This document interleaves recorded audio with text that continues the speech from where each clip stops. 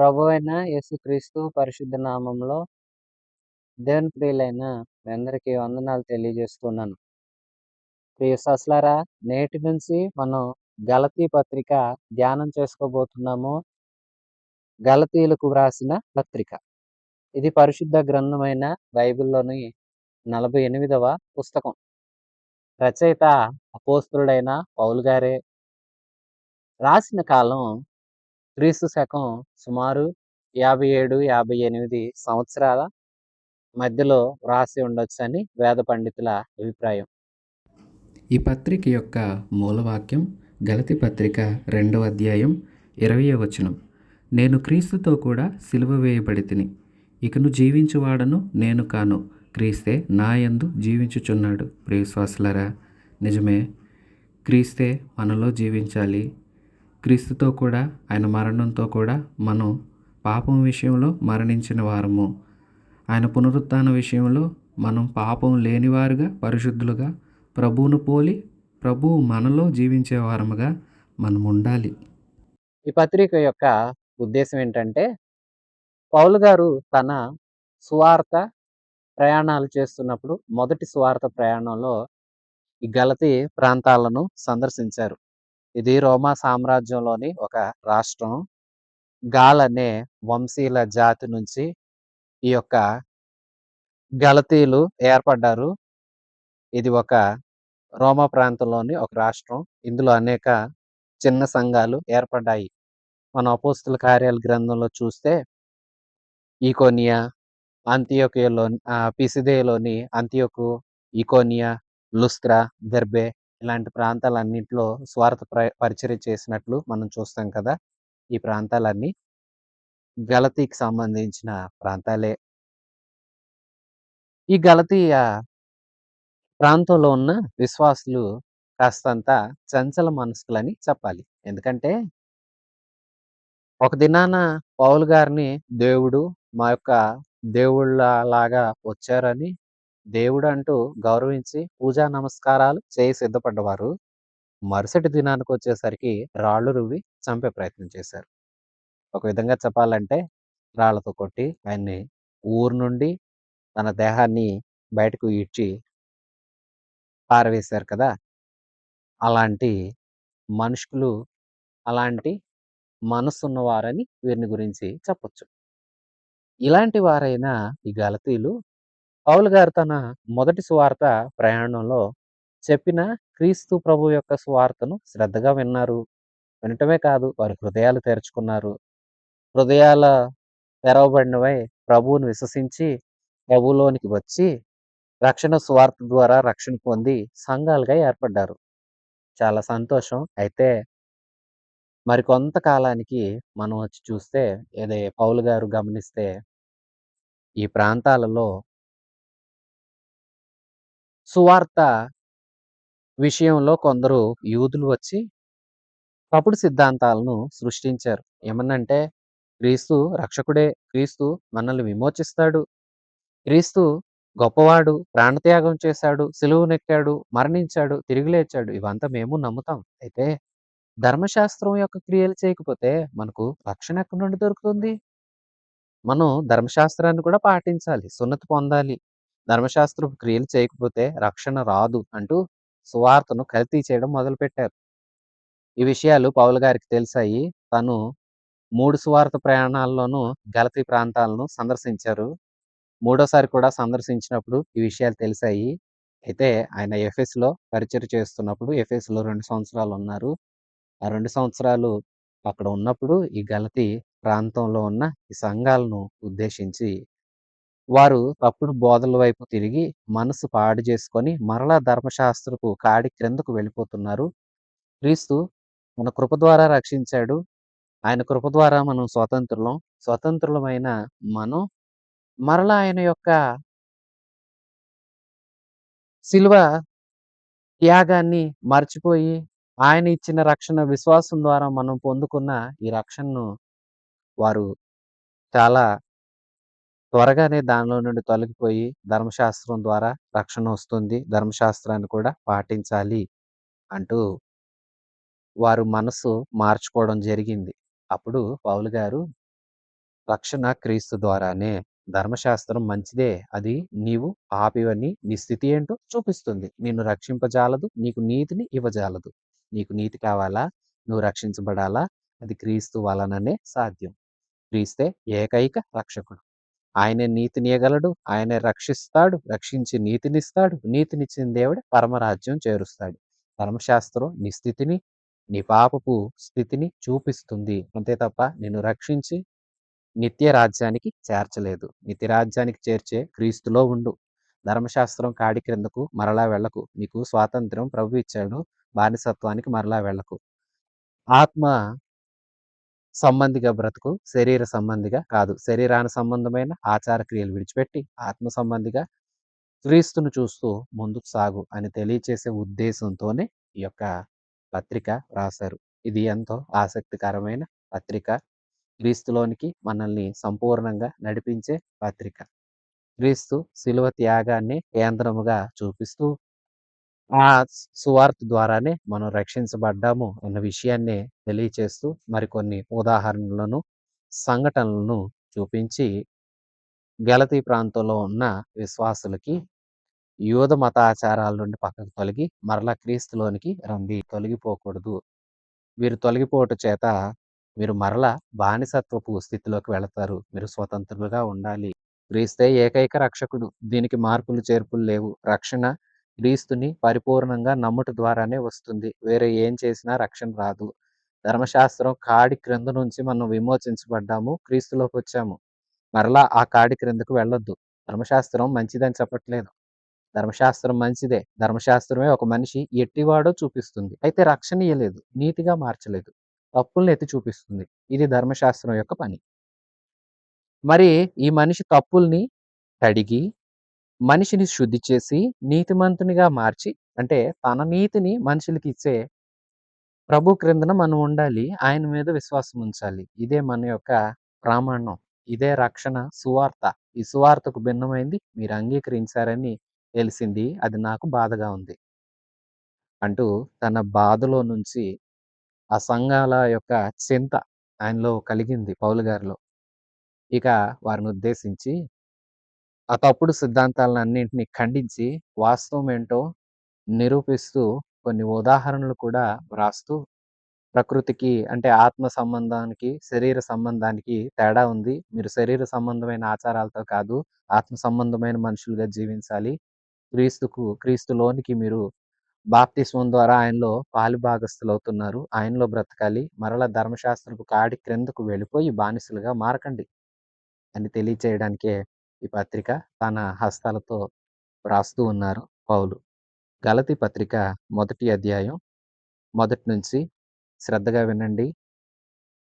మనుషుల మూలముగానైనను ఏ మనుష్యుని వలనైనను కాక యేసుక్రీస్తు వలనను ఆయనను మృతులలో నుండి లేపిన తండ్రి అయిన దేవుని వలనను అపోస్తలుడిగా నియమింపబడిన పౌలను నేనును నాతో కూడానున్న సహోదరులందరును గలతీయలోనున్న సంఘములకు శుభమని చెప్పి వ్రాయినది. పౌలను నేను రాస్తున్నాను.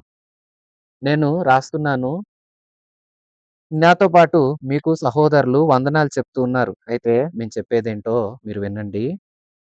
నేను అంటే ఈ సంఘస్థులు మరల ఈ విషయాలు తెలియచేస్తుంటే ఆయనను కాస్తంత ఆయన అపోస్తలత్వాన్ని వ్యతిరేకించారు. అందుకే తన అపోస్తలత్వాన్ని కూడా ధ్రువపరుస్తూ రాస్తూ ఉన్నాడు ఈ సంగతిని. అందుకే ఆరంభంలోనే చెప్తున్నాడు. నేను మనుషుల వలన పొందినది కాదు. సాక్షాత్తు దేవుని వల్లనే నియమించబడిన అపోస్తల పరిచర్యకు ఎంపికైన పౌలను నేను నాతో కూడా ఉన్న సహోదరులమందరం గలతీలో ఉన్న గలతీ రాష్ట్రంలో ఉన్న సంఘాలకు శుభమని చెప్పి వ్రాస్తున్నాను. తండ్రి అయిన దేవుని నుండియు మన ప్రభు అయిన యేసుక్రీస్తు నుండియు మీకు కృప సమాధానం కలుగునుగాక. పౌలు గారు ఉన్న పత్రిక ఆరంభంలో ఈ దీవెన ప్రతి పత్రికలోనూ అందిస్తారు. తండ్రి అయిన దేవుడు మన ప్రభు అయిన యేసు నుండి కృప సమాధానం మీకు కలగాలి. కృప సమాధానం ఇవి జంట ఆశీర్వచనాలు. కృప యోగ్యత లేని వారికి యోగ్యులుగా మార్చి యోగ్యతనిచ్చేది, బహుమానాలు ఇచ్చేది. వారికి అసలు అర్హతే లేకపోయినా ముందు వారిని తీసుకునొచ్చి అర్హులుగా చేసి అర్హతను కల్పించేదే కృప. ఈ కృప ప్రభువైన యేసుక్రీస్తు ద్వారా మీకు కలుగుతుంది. ఈ కృప చేతనే మీరు తండ్రితో సమాధానం కలిగి ఉంటారు. సమాధాన స్థితిలో మీరుంటారు. అందుకే తండ్రి నుండి, కుమారుడైన క్రీస్తు నుండి కృప, సమాధానం మీకు కలగాలి. 4 వచనం. మన తండ్రి అయిన దేవుని చిత్త ప్రకారం క్రీస్తు మనలను ప్రస్తుతపు దుష్టకాలంలో నుండి విమోచించవలెనని మన పాపముల నిమిత్తము తన్ను తాను అప్పగించుకొనెను. దేవునికి యుగయుగములకు మహిమ కలుగునుగాక. ఆమేన్. ఇది దేవుని చిత్త ప్రకారం. తండ్రి అయిన దేవుడు తన చిత్తం అంటే తన ఉద్దేశంతో ప్రభువైన క్రీస్తు వలన మనందరిని ఈ ప్రస్తుతపు దుష్కాలంలో నుంచి విమోచించాలని క్రీస్తు ప్రభు మనందరి కోసం తన్ను తాను బలియాగంగా అర్పించుకున్నారు. తన ప్రాణత్యాగం మన కోసం చేశారు. అందుకే దేవునికి యుగయుగాలు మహిమ. ఇది దైవ చిత్తం. అందుకే ఈ దేవుణ్ణి మనం కలిగి ఉన్నాం. క్రీస్తు పంపబడ్డారు. పంపబడిన క్రీస్తు తనంతట తానే మనందరి కోసం తన ప్రాణాన్ని అర్పించారు. ఆయన ప్రాణాన్ని అర్పించడం ద్వారానే మనం సంఘంగా ఏర్పడ్డాము. ఇందుకోసం దేవునికి మహిమ. 6వ వచనం నుంచి క్రీస్తు కృపను బట్టి మిమ్మును పిలిచిన వానిని విడిచి భిన్నమైన సువార్త తట్టుకు మీరెంత త్వరగా తిరిగిపోవట చూడగా నాకు ఆశ్చర్యమగుచున్నది. అది మరి ఒక సువార్త కాదు గాని క్రీస్తు సువార్తను చెరపగోరి మిమ్మును కలవరపరచువారు కొందరున్నారు. మేము నీకు ప్రకటించిన సువార్త గాక మరి ఒక సువార్తను మేమైనా పరలోకం నుండి వచ్చిన ఒక దూత అయినా మీకు ప్రకటించిన ఎడల అతడు శాపగ్రస్తుడగునుగాక. మేమిది ఇదివరకే చెప్పిన ప్రకారం మరల చెప్తున్నాను. మీరు అంగీకరించిన సువార్తగా మరి ఒకటి అయినను మీకు ప్రకటించిన ఎడల వాడు శాపగ్రస్తుడగునుగాక. ఇప్పుడు నేను మనుషులను సంపాదించుకొనవలెనని జూచున్నానా? దేవుని దయను సంపాదించుకొన జూచుచున్నానా? మనుషులను సంతోషపెట్టగోరుచున్నానా? నేనిప్పటికీ మనుషులను సంతోషపెట్టువాడనైతే క్రీస్తు దాసుడను కాకయే పోవుదును. సహోదరులారా, నేను ప్రకటించిన సువార్త మనుష్యుని యోచన ప్రకారమైనది కాదని మీకు తెలియజెప్పుచున్నాను. మనుష్యుని వలన దానిని నేను పొందలేదు. నాకెవడునూ దానిని బోధింపలేదు. గాని క్రీస్తు బయలుపరచుట వలననే అది నాకు లభించింది. ప్రియశ్వాసులారా, పౌలు గారు అంటారు, గలతీ సంఘస్థులారా, దేవుని చేత నేను పిలువబడ్డాను. నన్ను పిలిచింది ప్రభువే. మీరు అనుకుంటున్నారా నా అపోస్తలత్వాన్ని కూడా సవాలు చేస్తున్నారా? నేను మీకు తెలియచేసిన సువార్త నుంచి మీరు ఇంత త్వరగా తిరిగిపోతే ఆ విషయాన్ని తెలుసుకున్న నాకు ఎంత ఆశ్చర్యమైందో తెలుసా? పౌలు గారు తన 3వ సువార్త ప్రయాణంలో గలతీని సందర్శించినప్పుడు ఆయన చూశారు, వీరిలో భిన్నమైన బోధలు పుట్టుకొచ్చాయి. అంటే క్రీస్తు సరళత నుండి వేరు చేస్తూ, క్రీస్తు కృప నుండి మరలా ధర్మశాస్త్రపు కాడి క్రిందకు తీసుకుని వచ్చే మనుషులు కొందరు బయలుదేరటం ఒక ఎత్తయితే వీరు కూడా వారి వైపు అంత త్వరగా తిరిగిపోవడం చూసి పౌలు గారికి ఆశ్చర్యం అనిపించింది. అదే అంటున్నారు, మీరెంత త్వరగా ప్రకటించిన సువార్తను విడిచి, పిలిచిన దేవుణ్ణి విడిచి, మరి ఒక దాని వైపు, మరి ఒక బోధ వైపు ఇంత త్వరగా తిరిగిపోవటం చూసి ఆశ్చర్యంగా ఉంది. మీరేమనుకుంటున్నారు? ఎలా ఇంత త్వరగా మీరు తిరిగిపోతున్నారు? మిమ్మల్ని చూస్తుంటే నేనేమనాలి? నాకు ఆశ్చర్యంగా ఉంది. ఇది మరి ఒక సువార్త కాదు. క్రీస్తు సువార్తను చెరపగోరిన కొందరు మిమ్మల్ని కలవరపరచాలని ఈ ప్రయత్నాలు చేస్తున్నారు. వాస్తవానికి అది సువార్త కాదు. క్రీస్తు సువార్త స్పష్టం. కొరింథీ పత్రిక 15వ అధ్యాయం, మొదటి కొరింథీ పత్రిక 15వ అధ్యాయం 3, 4, 5 వచనాల్లో మాట్లాడతారు. లేఖనం ప్రకారం క్రీస్తు తను తానే సమర్పించుకున్నారు. లేఖనం కోసమే క్రీస్తు మరణించబడ్డారు, సమాధి చేయబడ్డారు. లేఖనముల ప్రకారమే క్రీస్తు తిరిగి లేచారు. ఈ సువార్తనే పౌలు ప్రకటించాడు. క్రీస్తుని గురించి ప్రకటించాడు. ఈ క్రీస్తు యొక్క మరణ పునరుత్థానాలను విశ్వసించిన వారు ఆయన ప్రాణత్యాగాన్ని గౌరవించి ఆయన మన కోసం కార్చిన అమూల్యమైన రక్తాన్ని విశ్వసించి, ఆయన ప్రాణత్యాగమంతా నా కోసమే ప్రభువు నేను పాపిని అంటూ ఎవరైతే మనఃపూర్వకంగా ప్రభువుని నమ్ముతారో, విశ్వసిస్తారో వారు రక్షించబడతారు. ఇప్పుడు ఈ సువార్తకు భిన్నంగా మిమ్మల్ని కొందరు కలవరపరచాలని కొందరున్నారు. వారొచ్చి మీకిలాంటి మాటలు చెప్తుంటే మీరింత త్వరగా తిరిగిపోతారేంటి? మేము ప్రకటించిన సువార్త సత్యము. అది క్రీస్తు సువార్త. అది రక్షణ సువార్త. కృపా సువార్త. ఈ సువార్త నుండి కాక మరి ఒక సువార్తను మీకెవరైనా బోధించినా, అది మేమైనా, ఇంకొకరైనా, పరలోకం నుండి దిగి వచ్చిన దూతైనా, అది మీకు బోధిస్తే, బోధించిన వారు శాపగ్రస్తులవుతారు. వాస్తవానికి విషయం ఏంటంటే, వారు వీరిని కలవరపరచాలనుకుని వేరే బోధ చేస్తున్నారు. అయితే విషయం ఏంటంటే, క్రీస్తు సువార్తను కాక వేరొక దాన్ని చెరపాలనుకున్న వారే చెదిరిపోతారు, చెడిపోతారు. కారణం ఏంటంటే, క్రీస్తు సువార్తకు ఏమీ చేర్చకూడదు. ఉన్నదది తీసేయకూడదు. సువార్త అంటే క్రీస్తు మన కోసం చేసి ముగించిన కార్యం. మన కోసం ఆయన మరణించాడు, సమాధి చేయబడ్డాడు. మన కోసం ఆయన తిరిగి లేచాడు. మరణించిన ఆయన్ని మనం చూస్తే, ఆయన్ని మనం విశ్వసించి పాపాల విషయంలో మనం కూడా మరణించాలి. తిరిగి లేచిన ప్రభువుని మనం చూసామంటే, మనం కూడా ఆయనతో కూడా ఒకానొక దినాన ఆయన రాజ్యంలోనికి లేపబడతాం. ఇది మన విశ్వాసం. ఇది మన నిశ్చయత. ఇదే సువార్త. ఈ సువార్తను కాదని మరలా ధర్మశాస్త్రపు కాడి క్రిందకు మిమ్మల్ని తెచ్చే వారితో మీరు జాగ్రత్తగుండండి. వారు మిమ్మల్ని చెరపాలనుకుంటున్నారు గానీ, తప్పు బోధ ఎవరైతే చేస్తారో వారే శాపగ్రస్తులు. పరలోకం నుండి దిగొచ్చిన దూత చెప్పినా శాపగ్రస్తుడవుతాడు. గొప్ప వేద పండితుడని పేరు పెట్టుకున్నవాడు సువార్తకు వ్యతిరేకమైన బోధ చేసిన శాపగ్రస్తుడవుతాడు. సువార్త మీరు చేయవలసిందేమీ లేదు. ఈ సువార్తను వినండి. మనఃపూర్వకంగా విశ్వసించండి. రక్షణ పొందండి. దేవుణ్ణి ఒప్పుకొనండి. ప్రభువుగా స్వీకరించండి. ప్రభువు దగ్గర పాపాలు ఒప్పుకొనండి. ప్రాయశ్చిత్తం పొందండి. మారండి. దీని వలన మీరు రక్షించబడతారు. ఇంతే. సువార్త కోసం మనమేం చేయాల్సిన అవసరంలా. మన రక్షణ కోసం మనం ఏదో చేసుకొని రావాలి. మనం ఏదో తీసుకొని రావాల్సి మనం ఏదో వెల చెల్లించాల్సిన అవసరం లేదు. ప్రభువు మన కోసం అన్నీ చేశాడు. మనల్ని ఒకటే చేయమన్నాడు. ఆయన వైపు తిరిగి ఆయన ప్రాణ త్యాగాన్ని గౌరవించి, ఆయన మీద విశ్వాసం ఉంచి, మనల్ని మనం ఆయనకు సమర్పించుకొని, పాపాలు ఒప్పుకొని, ఆయనకి ఇష్టలుగా బ్రతకాలి. ఆయన నీతిని మనం ధరించుకొని, ఆయన్ని పోలి జీవించాలి. అలాగ మనం రక్షించబడాలి. అది గాక వేరొకటి ఎవరు చెప్పినా అది తప్పవుతుంది. వారు శాపగ్రస్తులవుతారు. కొందరొచ్చారు. వారు చెప్పారు, "మీరేంటి యూద ధర్మశాస్త్రాన్ని పాటించడం లేదు. క్రీస్తు రక్షకుడే మేము కాదంటున్నామా? అలాగని మీరు విశ్వసిస్తే రక్షణ పొందేస్తారా? మీరు సున్నతి పొందరా?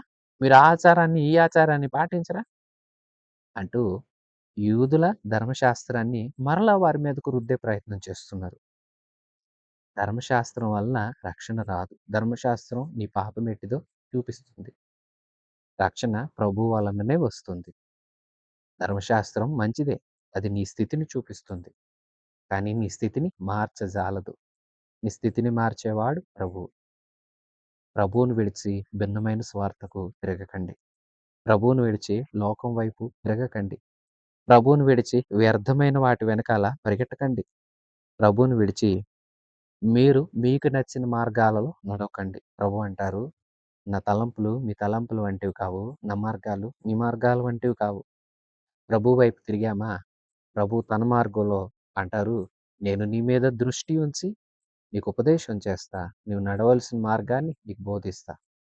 ఆయన దృష్టి ఉంచాలంటే మనం దేవుని వెతికి ఆయన మీద మనం ఆయన్ను బ్రతిమాలి పవిత్రంగా, యథార్థంగా ఉండాలి.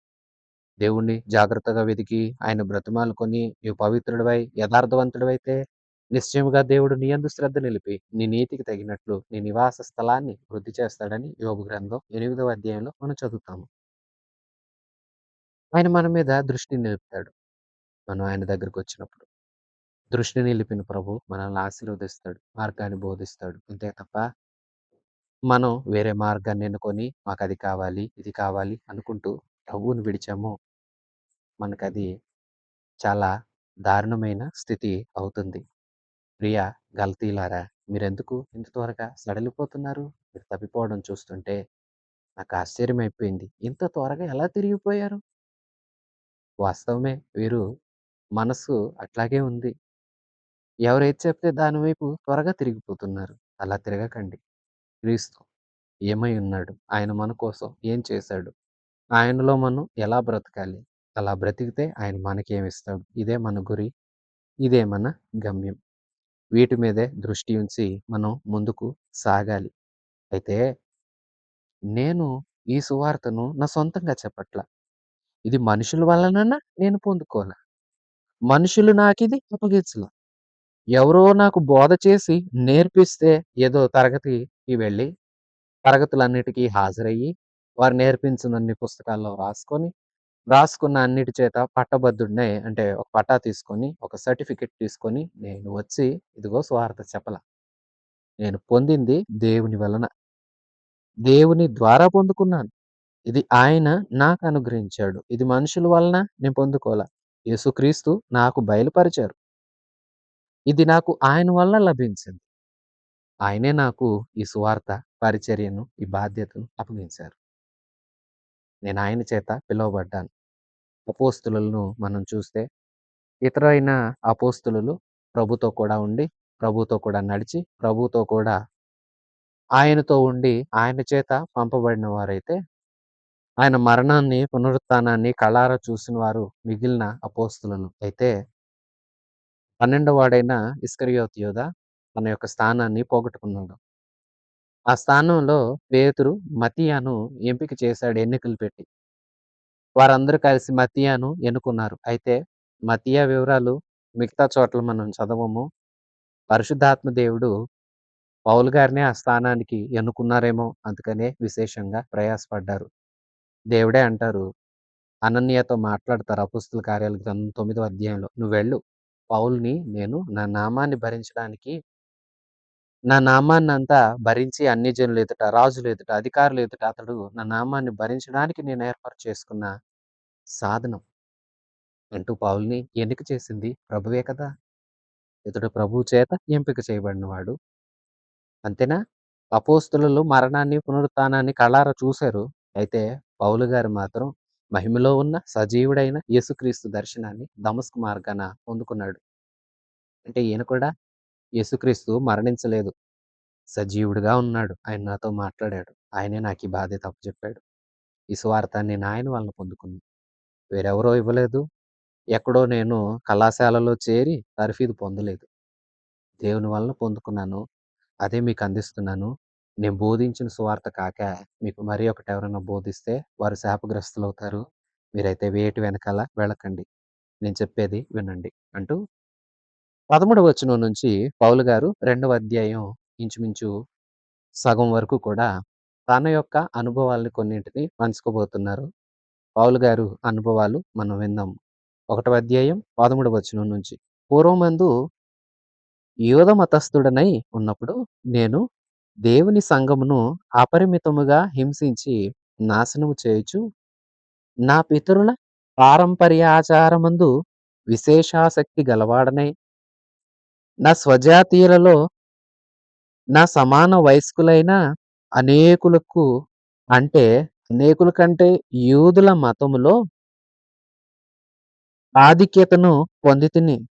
నా నడవడిని గురించి మీరు వింటిరి. అయినను తల్లి గర్భమును అందు పడినది మొదలుకొని నన్ను ప్రత్యేకపరచి తన కృపచే నన్ను పిలిచిన దేవుడు నేను అన్యజనులలో తన కుమారుని ప్రకటించాలని ఆయనను నాయందు బయలుపరచ అనుగ్రహించినప్పుడు మనుష్య మాత్రులతో నేను సంప్రదించలేదు. నాకంటే ముందుగా అపోస్తులులైన వారి యొద్దకు అయినను యెరూషలేముకైనను వెళ్ళలేదు గాని వెంటనే అరేబియా దేశంలోనికి వెళ్ళితిని. పిమ్మట దమస్కు పట్టణానికి తిరిగి వచ్చితిని. అటు పిమ్మట 3 సంవత్సరాలైన తరువాత కేఫాను పరిచయం చేసుకొనవలెనని యెరూషలేమునకు వచ్చి అతనితో కూడా 15 దినములు ఉంటిని. అతనిని తప్ప అపోస్తలులలో మరి ఎవరిని నేను చూడలేదు గాని ప్రభువు యొక్క సహోదరుడైన యాకోబును మాత్రం చూశాను. నేను మీకు వ్రాయుచున్న ఈ సంగతుల విషయమై ఇదిగో దేవుని ఎదుట నేను అబద్ధమాడటం లేదు. పిమ్మట సిరియా, కిలికియా ప్రాంతములలోనికి వచ్చితిని.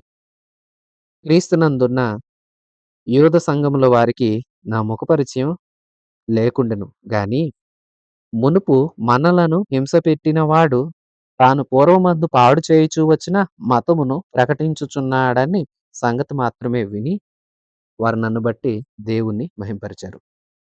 విశ్వాసులారా, పౌలు గారు తన విషయాలు తెలియచేస్తున్నారు. నేను అపోస్తలత్వాన్ని దేవుని ద్వారా పొందుకున్నా. అయితే వినండి, నా సాక్ష్యం చెప్తాను. పూర్వమందు నేను ఎలాంటి వాడినంటే యూద మతస్థుడిని. నేను యూదుడినే. తార్సు ప్రాంతంలో ఉన్నాడు పౌలు. కిలికియాలో ఉంది తార్సు అనే ప్రాంతం. ఆ ప్రాంతంలోనే అతని బాల్యం, అతని జీవితం చాలా మట్టుకు గడిచింది. ఆ ప్రాంతంలో ఇతడు ఒక యూదుడు. అంతేకాదు, యూదులలో కూడా పరిసయ్యుడు. మంచి జ్ఞాని. మత విలువలన్నీ తెలుసు. ధర్మశాస్త్రం చాలా చక్కగా నేర్చుకున్నాడు. మోషే ధర్మశాస్త్ర గ్రంథంలో ఎంతో ప్రావీణ్యత ఉంది పౌలు గారికి. అలాంటి వ్యక్తిని నేను. దేవుని సంఘాన్ని ఎంతో అపరిమితంగా హింసించి నాశనం చేస్తూ వచ్చా. అంటే సువార్త తెలియకముందు తనేమై ఉన్నాడో చెప్తున్నాడు పౌలు. నాశనం చేస్తూ చేస్తూ వచ్చాను. వారిని హింసించాను. నా పితరుల పారంపర్యాచారాలంటే నాకు విశేషమైన ఆసక్తి ఉంది. స్వజాతీయులతో నా సమాన వయస్కుల కంటే, అనేకుల కంటే యూద మతంలో నాకు ఆధిక్యత ఉంది. నా నడవడిని గూర్చి మీరు గతంలో వినే ఉంటారు కదా! అయినా తల్లి గర్భమందు పడినది మొదలుకొని నన్ను ప్రత్యేకపరిచి తన కృపచేత నన్ను పిలిచిన దేవుడున్నాడే, ఆయన నేను అన్యజనులలో తన కుమారుని ప్రకటించాలని ఆయనను నా యందు బయలుపరచ అనుగ్రహించాడు. ఎలాగా? అప్పుడు పౌలు గారు యెరూషలేములో సంఘస్థుల్ని అంటే క్రీస్తుని ఆరాధిస్తున్న వారిని ఎందరినో పట్టుకున్నాడు, హింసించాడు, చెరసాల్లో వేయించాడు, కొట్టించాడు. రకరకాల ప్రయత్నాలు చేస్తూ క్రీస్తు పేరు ఎవరు ఎత్తకూడదు. ఎందుకు మీరు యూద మత విలువలను మంట కలుపుతున్నారు? మనం యూదులం కదా! మనకి ధర్మశాస్త్రం ఉంది కదా! మోషే ధర్మశాస్త్రం ఎంత విలువైంది? అందులో ఉండాలి కదా! అంటూ క్రీస్తు కృపను ఎరగక మునుపు ఎంతగానో క్రీస్తుని ఆరాధిస్తున్న వారిని హింసించాడు. హింసించిన తర్వాత అలాగే వెళుతూ వెళుతూ దమస్కులో ఉన్న వారిని కూడా ఇలాగనే హింసించాలని తాకీదులు తీసుకొని అధికారాన్ని పొందుకొని వెళుతున్నాడు. దమస్కుకు వెళుతున్న దారిలో మధ్యాహ్న కాలం గొప్ప వెలుగు ప్రకాశించింది. అతడు పడిపోయాడు. పడిపోయినప్పుడు స్వరం వినిపించింది. సౌలా, ఎందుకు నన్ను హింసిస్తున్నావు? నీవెవడు ప్రభు? నిన్ను నేనెక్కడ హింసించాను? నీవు నన్నే హింసిస్తున్నావు. నీవు నా సంఘాన్ని హింసించావు. సంఘానికి శిరస్సు క్రీస్తే. అందుకే సంఘానికి కలిగిన హింస తనకే కలిగిందంటున్నాడు ప్రభు. నువ్వెందుకు నన్ను హింసించావు? అంటే ఆవేళ క్షమించు ప్రభు అనుకున్నాడు. ఇక దమస్కుకు అలా తర్వాత అరేబియాకి వెళ్ళిపోయాడు.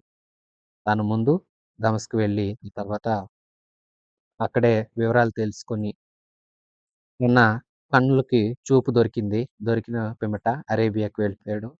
అక్కడ కొంతకాలం ఉండి మరలా దమస్కొచ్చాడు. అంటే కొన్ని విషయాలు నేర్చుకున్నాడు. ప్రార్థన వాటిలో ఎదిగాడు. ప్రభువుతో కాస్తంత ఇంకా సన్నిహిత సంబంధాన్ని పెంచుకున్నాడు. తరువాత దమస్కు వచ్చాడు. ఎందుకంటే ఎవరినైతే హింసించాలని బయలుదేరాడో వారికే తన సాక్ష్యాన్ని మొదట తెలియజేశాడు. అలా నేను తెలుసుకున్నప్పుడు మనుషుల మాత్రులతో నేను సంప్రదించలేదు. అలాగని పెద్దలైన అపోస్తలున్నారే, వారందరి దగ్గరికెళ్ళి ఏమిటేంటి ఎలా చెప్పాలండి? సువార్త ఎలా చెప్పాలి? అలాగంతా అడగలేదు. అంతా నేను క్రీస్తు ద్వారా నేర్చుకున్నా. ఏది క్రీస్తు ద్వారా నేర్చుకున్నానో, ఏది క్రీస్తు ద్వారా నాకు లభించిందో దాన్నే మీకు చెప్పా. దీని నుండి మీరు తొలగిపోకూడదు. ఇది సత్య సువార్త. నేను సాక్షిని. సాక్షార్థంగా చెప్పాను. దీని నుండి మీరింత త్వరగా తొలగిపోతున్నారేంటి? అంటూ చెప్తూ ఉన్నారు. అయితే వాళ్ళెవరి దగ్గరికి వెళ్ళల. అరేబియాకి వెళ్ళిపోయాడు. తర్వాత మరలా దమస్కుకు వచ్చాడు. 3 సంవత్సరాల తర్వాత అపోస్తలుల్లో కేఫాను అంటే పేతురుని కలుసుకోవాలని యెరూషలేముకి వెళ్ళాడు. యెరూషలేముకి ఆరంభంలో వెళ్ళినప్పుడు మనం చూస్తాము అపోస్తలుల కార్యాల గ్రంథంలో పౌలు గారిని ముద్దుగా వారందరూ చూడడంతోనే భయపడేవారు. అంటే ఇతను ముందు హింసించేవాడు కదా! అయితే బర్నబా మాత్రమే అతనిలోని విషయాన్ని తాను మార్పుని గుర్తించి చేరతీసి, ఆ తర్వాత అపోస్తలులకు కూడా తీసుకెళ్ళి చెప్పాడు. ఇతను ఇలా మారాడని. ఇక అలాగే కేఫాను అంటే పేతురుని పరిచయం చేసుకున్నాడు. అతనితో కూడా 15 దినాలు అక్కడున్నాడు. అపోస్తలుల్లో ఇంకెవరిని ఆయన చూడలేదు. అయితే యేసుక్రీస్తు సహోదరుడైన యాకోబున్నాడు. ఇతడు ఆదిమ సంఘంలో నాయకునిగా వ్యవహరిస్తూ ఉండేవాడు. ఇతడు కూడా క్రీస్తు చనిపోయి తిరిగి లేచిన తర్వాతే నమ్మాడు. అంతకు ముందు వరకు కూడా మా ఇంటివాడు కదా! ఇతనేంటి స్వార్థికుడా? ఇతనేంటి అన్నట్లుగా అంత నమ్మకం లేడు. ఎప్పుడైతే క్రీస్తు చనిపోయి తిరిగి లేచారో, పరమునకు ఎత్తబడ్డారో, ఆ తర్వాత ఈయన కూడా పరిపూర్ణ మార్పు నొంది సంపూర్ణంగా సేవలో ఉండటం జరిగింది. ఆయన్ని కూడా నేను కలుసుకున్నాను. ఇంకంతే తప్ప మరెవరిని కలుసుకోలా. అబద్ధమంటారా? ఒక మాట చెప్పనా? ఈ మాటలన్నీ సత్యం. ఇందుకు దేవుడే సాక్షి. నేనేం అబద్ధం చెప్పట్ల. ఆ తర్వాత యెరూషలేం నుంచి నేను సిరియా, కిలికియా ప్రాంతానికి వెళ్ళాను. కిలికియాలోనే తార్సు ప్రాంతం ఉంది. తనెక్కడైతే ఉంటాడో, తన సొంత వారెక్కడుంటారో ఆ ప్రాంతానికి వెళ్ళాడు. అక్కడికి వెళితే ఇతని మత ఆసక్తిని అప్పట్లో చూసి, ఇప్పుడు యేసుక్రీస్తుని అప్పట్లో ఎవరినైతే హింసించాడో ఇప్పుడు ఆయన్నే ప్రకటిస్తున్నా, ఈయన్ని చూస్తే వెర్రివాడంటారని, వెక్కిరిస్తారని ఆయనకి తెలుసు. అయినా తన సొంత వారికి కూడా సువార్త చెప్పాలని కిలికియాకి, సిరియా ప్రాంతాలకు కూడా వెళ్ళాడు. క్రీస్తునందున్న యోదయ సంఘం వారందరికీ ఎవరికీ ఈయన ముఖపరిచయం లేదు. అయితే అనేకులు ఈయన యొక్క మార్పును గురించి విన్నారు. ఏ సంఘాన్నైతే హింసించాడో, ఏ ప్రభువుని ఆరాధించే వారినైతే బాధపెట్టాడో, వారందరికీ ఇప్పుడు తాను సువార్త చెప్తున్నాడని విషయం తెలుసుకున్న అనేకమైన సంఘస్థులు దేవుడిని మహింపరిచారు. నాథా, నువ్వెంత గొప్ప దేవుడివి. ఇంతోటి కఠినాత్ముడిని కూడా నీవు రక్షించావా? అట్టివాడిని కూడా నువ్వు మార్చావా? నిన్ను, నీ సంఘాన్ని ఎంతో బాధపరిచిన ఈ మనిషినే నీవింత మార్చి, ఇంత గొప్ప సేవకుడిగా నీవు వినియోగించుకున్నావా? నీకు కోట్లాది స్తుతులంటూ సంఘాల వారు మహిమపరుస్తున్నారు. ప్రియ విశ్వాసి, నీవు కూడా రక్షించబడ్డావో? నిన్ను బట్టి దేవునికి మహిమ కలుగుతుంది. ఇంక నువ్వు రక్షించబడక ఉన్నావా? రక్షణ పొందు. ఇదే అనుకూల సమయం కదా! సరే, రక్షణ పొందావా? అయితే నువ్వు ఏ సువార్త విని రక్షణ పొందావో, ఆ రక్షణలో స్థిరంగా ఉండు. నిన్ను దారి తప్పించే ప్రయత్నాలు ఎన్నో జరుగుతాయి. కొందరు కలవరపరుస్తారు. ఎందుకంటే పౌలు గారు కొరింథీ సంఘానికి రాస్తున్నప్పుడు చెప్పారు కదా! సాతాను వెలుగుదూత వేషం వేశాడు. అతని పరిచారకులు నీతి పరిచారకుల వేషాలు వేశారు. వారు నీతిమంతులుగా, వెలుగు సంబంధులుగానే వచ్చి చెడగొట్టే ప్రయత్నం చేస్తారు. జాగ్రత్త. రక్షణ కాపాడుకోండి. రక్షణ పొందని వారు రక్షణ పొందండి. ఈ సువార్త తప్ప వేరొక సువార్త వైపు తిరగొద్దు. క్రీస్తు నిజదేవుడు. లేఖనముల ప్రకారం మరణించాడు. లేఖనం ప్రకారం సమాధి చేయబడ్డాడు. లేఖనముల ప్రకారం 3వ దినాన మరణాన్ని జయించి తిరిగి లేచాడు. గొప్ప దేవుడు, సర్వశక్తివంతుడు. ఈయన దగ్గరకు వచ్చి, ప్రభువు నేను పాపినని ఒప్పుకో. ఈయనని నీ ప్రభువుగా స్వీకరించు. నీ స్వకీయ రక్షకుడిగా అంగీకరించు. పాపాలు విడిచిపెట్టు. ఆయన రక్తం నిన్ను ప్రతి పాపం నుండి కడిగి శుద్ధి చేస్తుంది. మరో మాట, మరెన్నటికీ పాపం చేయకు. పరిశుద్ధంగా బ్రతుకు. క్రీస్తును పోలి జీవిస్తూ ఇతరులకు క్రీస్తుని తెలియచేసే ఒక సువార్త సాధనంగా నీవు వాడబడు. ఇప్పుడు క్రీస్తు రాజ్యంలో నీకు చోటుంటుంది. యేసయ్య త్వరగా రాబోతున్నాడు. ఆయన రాజ్యంలో నీకు కూడా చోటు కావాలా? అయితే ఆయన కోసం కనిపెట్టి ఎదురు చూస్తూ ఉండు. ఇలాగూ సువార్త నుండి మీరు తప్పిపోయారే, వాస్తవానికి తన అనుభవాలతో పాటు ఇంకా కొంత ఉదాహరణలు కూడా జోడించి వాస్తవం ఏంటి, అవాస్తవం ఏంటి, మనం క్రీస్తు సువార్తనందు నిలకడగా ఉండాలి, ధర్మశాస్త్రం కాడి క్రిందకు ఇంక వెళ్ళకూడదని నిరూపిస్తూ ఈ లేఖ రాశారు. పత్రికలోని మిగతా వివరాలన్నీ వచ్చే పాఠాలలో మనం విందాము. అందాక ప్రభు కృప మనందరికి తోడేయండి. ఈ మాటలు ప్రతివారి హృదయాలు స్థిరపరిచి మహిమ కలిగిన ఆయన రాకడకు మనందరినీ సిద్ధపరచునుగాక. ఆమెన్. మన ప్రభువైన యేసయ్య కృప, తండ్రి అయిన దేవుని పరమ ప్రేమ, పరిశుద్ధాత్మ దేవుని సన్నిధి సహవాసం మనందరికీ సదాకాలం తోడై ఉండి నడిపించునుగాక. ఆమెన్. God bless you.